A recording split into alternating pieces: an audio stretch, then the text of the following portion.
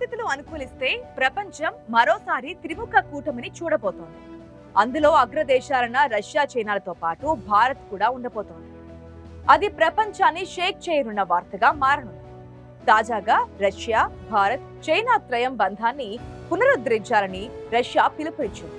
లద్దాఖ్ సైనిక ప్రతిష్టంభనకు సంబంధించి భారత్, చైనా అవగాహనకు వచ్చిన నేపథ్యంలో మూడు దేశాలు మరింతగా కలిసి సాగాలని రష్యా విదేశాంగ మంత్రి సెర్గీ లావ్రోవ్ పిలుపునిచ్చారు. రష్యా, భారత్, చైనా RIC కార్యకలాపాల పునరుద్ధరణపై మేం ఆసక్తిగా ఉన్నాం. బ్రిక్ ఫార్మెట్ ను చాలా ఏళ్ల క్రితమే అప్పటి రష్యా ప్రధాని యెవ్గెనీ ప్రైమ్కోవ్ చొరవతో ముందుకు తీసుకెళ్లారు. అప్పటికే ఈ మూడు దేశాల మధ్య 20కి పైగా సమావేశాలు జరిగాయి. ఈ చర్చలు కేవలం విదేశాంగ విధానాలకే పరిమితం కాకుండా మూడు దేశాల ఆర్థిక, వాణిజ్య సంస్థల అధిపతులతో కూడా జరిగాయి. ఇది రిక్ ఫార్మెట్ యొక్క సమగ్ర స్వభావాన్ని సూచిస్తోంది. అయితే లద్దాఖ్ లో భారత్, చైనా మధ్య ఉద్రిక్తతల కారణంగా గత కొద్ది కాలంగా ఈ ఫార్మెట్ అంతగా ప్రాధాన్యతను సంతరించుకోలేకపోతోంది. ప్రస్తుతం చైనా మనతో కాస్త సానుకూల దృక్పథం ప్రదర్శిస్తోంది. సరిహద్దులో పరిస్థితిని సులభతరం చేయడంపై భారత్, చైనా మధ్య ఇప్పటికే ఒక అవగాహన కుదిరింది. ఈ సందర్భంగా RIC పునరుద్ధరణకు ఇదే సరైన సమయమని లావ్రోవ్ అన్నారు. ఉరాల్ పర్వతాలలోని ఫెర్మ్ నగరంలో జరిగిన భద్రతా సహకారానికి సంబంధించిన అంతర్జాతీయ సామాజిక, రాజకీయ సమావేశంలో ఆయన ఈ వ్యాఖ్యలు చేశారు. భారత్ ను చైనా వ్యతిరేక కుట్రలోకి లాగేందుకు నాటో ప్రయత్నిస్తుందని ఆరోపించారు. 5 ఏళ్ల క్రితం నిలిచిపోయిన రిక్ కార్యకలాపాలకు జీవం పోస్తూ ఆయన చేసిన వ్యాఖ్యలు భారత్ ను ఆలోచింపచేసే విధంగా ఉన్నాయని అంటున్నారు పరిశీలకులు. ఎందుకంటే మొన్నటి పహల్గాం ఘటన, ఆపరేషన్ సింధూర్ సమయంలో దేశాల మనస్తత్వాలు బోధపడిన నేపథ్యంలో ఈ కొత్త కూటమి ఏర్పాటు చేయాల్సిన సమయం ఆసన్నమైందా అన్న అభిప్రాయం తన పరిధిని పెంచుకుంటోంది. రష్యా విదేశాంగ శాఖ మంత్రి సెర్గీ లావ్రోవ్ చేసిన వ్యాఖ్యలు అంతర్జాతీయ రాజకీయాల్లో ఆసక్తిని రేకెత్తించాయి. భారత్, చైనా మధ్య సంబంధాలు పూర్తిగా మెరుగయ్యాయని అనలేం, కానీ గతంలో కన్నా మెరుగైన విషయం యథార్థం. ప్రస్తుత తరుణంలో లావ్రోవ్ ప్రకటన ప్రాధాన్యతను సంతరించుకుంది. లావ్రోవ్ చేసిన రిక్ పునరుద్ధరణ ప్రకటనకు అనేక కారణాలున్నాయి. గత ఏడాది రష్యాలో జరిగిన బ్రిక్స్ సదస్సులో భారత ప్రధాని నరేంద్ర మోదీ, చైనా అధ్యక్షుడు జిన్పింగ్ ప్రత్యేకంగా సమావేశమయ్యారు. తూర్పు లద్దాఖ్ లో ఉద్రిక్తతలు చల్లార్చుకుని తమ బలగాలను వెనక్కి రప్పించాలని వారు నిర్ణయించారు. కైలాస మానస సరోవర్ యాత్రకు రెండు దేశాల మధ్య అంగీకారం కుదిరింది.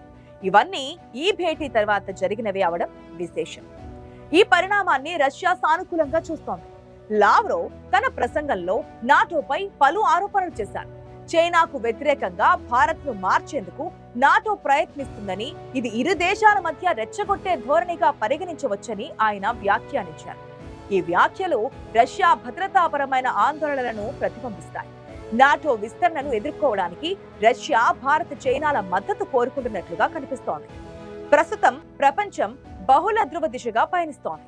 అమెరికా ఆధిపత్యాన్ని సవాల్ చేస్తూ అనేక ప్రాంతీయ, అంతర్జాతీయ కూటములు ఉద్భవిస్తున్నాయి. రిక్ ఫార్మెట్ ఈ బహుళ ధృవ ప్రపంచ నిర్మాణంలో ఒక కీలక పాత్ర పోషించగలదని రష్యా విశ్వసిస్తోంది. ప్రపంచ ఆర్థిక అనిశ్చితుల మధ్య రష్యా, భారత్, చైనాలు తమ ఆర్థిక సంబంధాలను బలోపేతం చేసుకోవాల్సిన అవసరాన్ని గుర్తించాయి. ఈ మూడు దేశాలు ప్రపంచంలోని భారీ మార్కెట్లను తమ గుప్పెట్లో ఉంచుకున్నాయి. ఇవి కానీ చేతులు కలిపితే గణనీయమైన ఆర్థిక శక్తి వాటి సొంతం కావడం తథ్యమని రష్యా నమ్ముతోంది. రిక్ ఫార్మెట్ ద్వారా ఆర్థిక, వాణిజ్య సహకారాన్ని పెంపొందించడానికి ఒక వేదికగా ఉపయోగపడుతుందనడంలో సందేహం లేదు. రిక్ ఫార్మెట్ పునరుద్ధరణకు లావ్రోవ్ పిలుపు ఆశాజనకంగా ఉన్నప్పటికీ ఇందులో కొన్ని సవాళ్లు కూడా ఉన్నాయి. భారత్, చైనా మధ్య సరిహద్దు సమస్యలు ఇంకా పూర్తిగా పరిష్కారం కాలేదు. పైగా మన శత్రువుగా భావిస్తున్న పాకిస్తాన్ ను చేరదీసి ఆ దేశం నుంచి తన కరల ప్రాజెక్ట్ అయిన సిపెక్ నిర్మాణం జరుపుతోంది. అరుణాచల్ ప్రదేశ్ ప్రాంతంలో పేర్లు మార్చుతూ భారత్ ను చికాకు పరుస్తోంది. అయితే ఈ సమస్యలపై ఇరు దేశాలు చర్చల ద్వారా సమస్యలను పరిష్కరించుకోవడానికి సుముఖంగా ఉన్నది మాత్రం నిజం. ఒకవేళ రిక్ ఫార్మెట్ పునరుద్ధరణ సాధ్యమైతే ఈ మూడు దేశాలకు, ముఖ్యంగా ఆసియా ఖండానికి అనేక ప్రయోజనాలుంటాయని అంటున్నారు దౌత్య నిపుణులు. ఇది ప్రాంతీయ స్థిరత్వాన్ని పెంపొందించడంలో, ఉగ్రవాదాన్ని ఎదుర్కోవడంలో, ఆర్థిక అభివృద్ధిని ప్రోత్సహించడంలో సహాయపడుతోంది. అంతర్జాతీయ వేదికలపై ఈ మూడు దేశాల సమన్వయపూర్వక వైఖరి ప్రపంచ శాంతి, సుస్థిరతకు దోహదపడుతోంది. సెర్గే లావ్రోవ్ వ్యాఖ్యలు రిక్ ఫార్మేట్ కు ఒక కొత్త ఉత్సాహాన్ని అందించాయి. భారత్ చైనాలు తమ సంబంధాలను మెరుగుపరుచుకుంటూ రష్యా ప్రపంచ రాజకీయాల్లో కీలక పాత్ర పోషిస్తున్న నేపథ్యంలో రిక్ ఫార్మేట్ భవిష్యత్తులో మరింత ప్రాముఖ్యతను సంతరించుకునే అవకాశం ఉంది. ఈ మూడు దేశాలు కలిసి పనిచేయడం ద్వారా అనేక అంతర్జాతీయ సవాళ్లను ఎదుర్కొని బహుళ ధృవ ప్రపంచంలో తమ పాత్ర మరింత బలోపేతం చేసుకునే అవకాశం కూడా ఉంది. అయితే మనతో మిత్రత్వం నటిస్తూ వెన్నుపోటు పొడుస్తున్న అమెరికాకు అడ్డుకట్ట వేసేందుకు అవకాశం కూడా ఉంటుంది. ఎందుకంటే చైనా ఎదుగుదలను కలలోనైనా అంగీకరించని మనస్తత్వం అమెరికాది. కేవలం చైనాతో ట్రేడ్ వార్ గురించే మన దేశానికి ఎన్నో ఆశలు కల్పిస్తోంది అమెరికా. ప్రపంచ వ్యాప్తంగా అత్యంత బలమైన సైనిక శక్తిగా అమెరికా ఇప్పటికీ కొనసాగుతున్నప్పటికీ భౌగోళిక రాజకీయాలను ప్రభావితం చేయగల అవకాశం సదరు దేశపు శక్తితో పాటు అభిమతం పైన కూడా ఆధారపడి ఉంటుంది. ప్రస్తుతం ఈ ప్రాంతానికి సంబంధించి స్పష్టమైన వ్యూహాత్మక ప్రయోజనం అమెరికాకు కొరవడినట్లుగా కనిపిస్తోంది. ఫలితంగా ఒకప్పుడు ఈ ప్రాంతాన్ని శాసించగల శక్తిగా ఉన్న అమెరికా ఇప్పుడు నామమాత్రపు పాత్రధారి స్థాయికి కుచించుకుపోయింది. ఇక భారత్ అమెరికా సంబంధాల విషయానికి వస్తే ఈ మధ్య అంత సానుకూలంగా జరుగుతున్నట్లు అనిపించడం లేదు. ట్రంప్ మాటలు చూస్తే ఓవైపు మిత్రుడంటూనే శత్రువులా చూస్తున్నారు. ఇది ద్వైపాక్షిక సంబంధాలపై కూడా ప్రభావం పడేలా కనిపిస్తోంది. అటు ఇటుగా ప్రస్తుతం వాషింగ్టన్ స్థానాన్ని బీజింగ్ ఆక్రమించింది. ఆర్థికంగా బలమైన దేశంగా ఉన్న చైనా దౌత్యపరమైన యుక్తిని ప్రదర్శిస్తూ ఆయుధాల సరఫరాదారుగా, మధ్యవర్తిగా ఈ ప్రాంతపు పరిణామాలను నిర్దేశించగల స్థితిలో ఉంది. ప్రాంతీయ సైనిక ఘర్షణలు, దౌత్యపరమైన ప్రతిష్టంభనలు, రాజకీయవాద వివాదాలకు మధ్యవర్తిగా వ్యవహరించాలని చైనా కోరుకుంటోంది. ఇటీవల పాక్ అందించినట్లుగానే హైటెక్ ఆయుధాల సరఫరా ద్వారా లేదా దౌత్యపరంగా ప్రత్యక్షంగా జోక్యం చేసుకోవడం ఆర్థిక పరమైన ఒత్తిడిని తీసుకురావడంతో అది ఆయా పనులను చక్కబెట్టాలని భావిస్తోంది. దక్షిణాసియా, ఇండో పసిఫిక్ లో పెరుగుతున్న చైనా ప్రాబల్యం ఇప్పటికే కనిపిస్తోంది. ఈ సమయంలో భారత్ తనకంటూ ఒక శక్తి కూటమితో చేతులు కలపడం మంచి నిర్ణయమేనని అభిప్రాయాలు వ్యక్తమవుతున్నాయి. ఇకపోతే రష్యా అధ్యక్షుడు పుతిన్ మనకు మంచి మిత్రుడే. దశాబ్దాలుగా రష్యా మనతో నమ్మకంగానే ఉంటూ వస్తోంది. కానీ భారతదేశానికి వ్యూహాత్మక భాగస్వామిగా అండగా నిలవడంలో రష్యా సామర్థ్యం తగ్గిన సంగతిని గమనించాల్సిన అవసరం ఉంటుందని అంటున్నారు విశ్లేషకులు.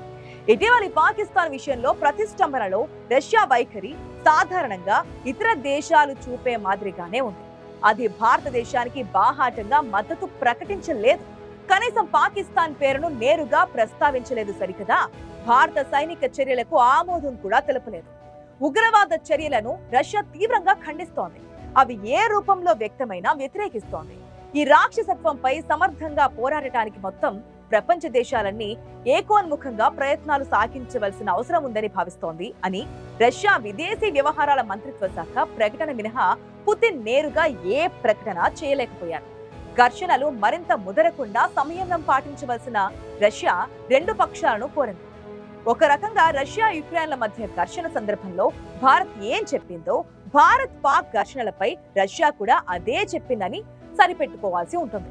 రష్యా పాశ్చాత్య దేశాల మధ్య భారత్ సమతూకం పాటించినట్లుగానే భారత్ చైనాల మధ్య సమతూకం పాటించేందుకు రష్యా ప్రయత్నించింది. దక్షిణాసియాలో రష్యాకున్న ప్రయోజనాలు పరిమితమే కావచ్చు, కానీ ఇస్లామాబాద్ లో డ్రాగన్ కంట్రీ చైనా అంటకాగుతోంది. బీజింగ్ తో సన్నిహితంగా మెలిగే మాస్కో తీరా చైనా ప్రయోజనాలను పనంగా ఉన్నప్పుడు భారతదేశానికి వీలైనంత తక్కువ సమయాన్ని అందిస్తోంది. అంటే దానర్థం భారత్ ప్రాంతీయ ప్రయోజనాలకు భంగం కలిగించాలని రష్యా కోరుకుంటుందని కాదు. చైనా ప్రయోజనాలను తక్కువ చేసేదిగా కనబడడం రష్యాకు ఇష్టం లేదు. ఏమైతేనేం అది పాకిస్తాన్కే ప్రయోజనకారి అవుతోంది. రష్యాతో ఉన్న దోస్తీని ఉపయోగించుకుని చైనా నడవడికిలో మార్పు తేగలమని మనం ఒకప్పుడు అనుకున్న రోజులున్నాయి. బహుశా ఇప్పుడు భారతదేశంతో రష్యాకున్న మైత్రిని నిగ్రహించగల శక్తి తనకుందని చైనా చాటుకోవడాన్ని మనం చూస్తున్నాం. రష్యా పట్ల భారత ఆసక్తి సన్నగిల్లుతున్నట్లుగానే భారత్ రష్యా పట్ల ఆసక్తి కూడా రంగు రుచి కోల్పోతోంది. ఇది మనం అంగీకరించక తప్పని వాస్తవం. క్షీణిస్తున్న ఈ స్నేహ బంధాన్ని తిరిగి గాడిలో పెట్టేందుకు ఉన్న మార్గాలను మనం గుర్తించవలసి ఉంది. దానికి ఇప్పుడు లావ్రోవ్ చేసిన రిక్ ప్రకటన ఆశలు రేకెత్తించే అవకాశం ఉంది. మరోవైపు అమెరికా పట్ల రష్యా చైనాలు నిప్పులు జరుగుతున్నాయి. తాజాగా తైవాన్ వివాదంపై అమెరికా చేసిన వ్యాఖ్యలకు చైనా ఘాటుగా స్పందించింది. నిప్పుతో చెలగాటం వద్దంటూ హెచ్చరికలు జారీ చేసింది. చైనాను కట్టడి చేసేందుకు తైవాన్ వివాదాన్ని పావుగా వాడుకోవద్దని హితవు పలికింది. అయితే అమెరికా ప్రతినిధి హెగ్సెత్ మాట్లాడుతూ ఇండో పసిఫిక్ ప్రాంతంలో చైనా మిలిటరీ శక్తిని వినియోగించే అవకాశం ఉంది. తైవాన్ పై చర్యలు తీసుకునేందుకు వీలుగా చైనా మిలిటరీ బలగాలు నిత్యం కసరత్తు చేస్తున్నాయని అన్నారు.